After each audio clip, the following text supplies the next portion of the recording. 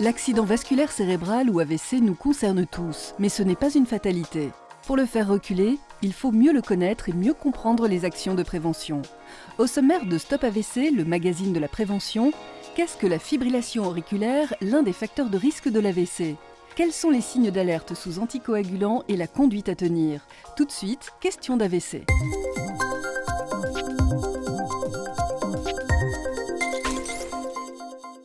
Le trouble du rythme cardiaque le plus fréquent s'appelle la fibrillation auriculaire. Elle est la cause d'un AVC sur 5 et souvent les plus graves et les plus invalidants. Connaissez-vous la fibrillation auriculaire ? Non, je connais pas c'est quoi le nom ? Désolé. Alors j'ai déjà entendu ce terme médical, mais je ne saurais pas le définir. On est dans la fibrillation auriculaire. Je pense que c'est une maladie très sérieuse du cœur. Non, je ne connais pas la fibrillation auriculaire. Docteur Olivier Hoffmann, vous êtes cardiologue. Il semblerait que les Français ne connaissent pas très bien la fibrillation auriculaire. Comment la définit-on concrètement ? La fibrillation auriculaire est un trouble du rythme très fréquent du cœur, caractérisé par un battement très rapide et irrégulier du cœur et plus précisément des oreillettes. Les oreillettes fibrillent, d'où la fibrillation auriculaire. Parfois, vous ne sentez rien. Parfois, vous pouvez ressentir des palpitations ou des douleurs dans la poitrine, un essoufflement à l'effort ou être victime de malaise. On estime à 1 million de personnes en France qui sont atteintes de fibrillation auriculaire. C'est beaucoup. Pour la détecter, vous pouvez prendre votre pouls, mais c'est votre médecin qui pourra la diagnostiquer avec un électrocardiogramme. Le risque le plus grave avec la fibrillation auriculaire, c'est l'AVC. La circulation du sang pendant la fibrillation auriculaire favorise la stagnation et la formation de caillots dans le cœur qui peuvent passer dans la circulation sanguine et vont vers le cerveau, boucher une artère, c'est l'AVC. Le médecin essaiera de rétablir le rythme cardiaque, soit avec un traitement, soit par un choc électrique. Il prescrira également un traitement anticoagulant pour réduire le risque de formation des caillots dans le cœur qui peuvent causer un AVC.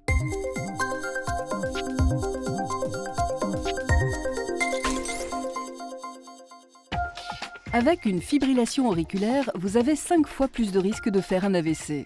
C'est pour cela que le médecin prescrit un traitement anticoagulant. Mais il existe des effets secondaires. L'éclairage du professeur Jean-François Bergman, chef du service de médecine interne à l'hôpital Lariboisière à Paris. Donc quand on donne un anticoagulant, on veut que le sang ne fasse pas de caillots, et donc on le rend plus fluide, et dès lors qu'il est plus fluide, il risque de saigner. Quand il s'agit de petits saignements, par exemple les dents, les gencives qui saigneraient quand on se lave les dents ou une coupure, il suffit d'appuyer et puis ça va s'arrêter tout seul. Si les saignements persistent, ou s'ils sont très intenses, ou s'ils entraînent à fatigue, pâleur, essoufflement, il faut consulter votre médecin qui va à ce moment-là vous examiner et faire peut-être une prise de sang pour voir si vous avez effectivement une anémie par saignement. Il faut vraiment vivre normalement quand on prend des anticoagulants. Mais bien évidemment, il ne faut pas faire de sport violent, il ne faut pas faire de gestes qui entraîneraient des traumatismes, qui feraient effectivement des saignements. Mais il faut vivre normalement, il faut jardiner, bouger, faire des sports non violents, mais avoir une activité la plus normale possible. Retrouvez d'autres informations pratiques sur les anticoagulants oraux et sur le risque d'AVC sur stopavc.fr. Face à l'apparition brutale des symptômes suivants, paralysie brutale du visage, faiblesse brutale d'un bras ou d'une jambe, trouble soudain de la parole associé à l'apparition brutale de troubles de l'équilibre, de céphalée intense ou d'une baisse de la vision, appelez immédiatement le 15. Plus d'informations sur www.stopavc.fr.